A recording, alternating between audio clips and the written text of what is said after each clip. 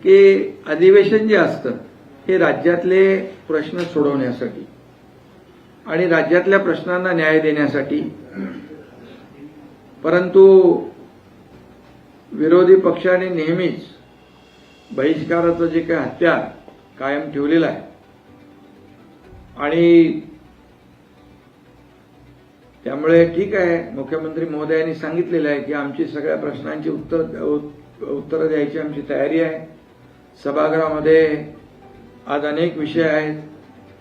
दुष्काळ आता पाऊस आपला अल निनोमुळे पुढे गेला आहे, त्याच्यावरचं नियोजन आहे, त्याच्या बाबतीत सूचना असतील, पुढच्या शेतकऱ्यांच्या बाबतीत काही प्रश्न असतील त्यांनी मांडावे आणि त्याला न्याय मिळवून घेण्याचं काम सरकारकडून विरोधी पक्षाने केलं पाहिजे.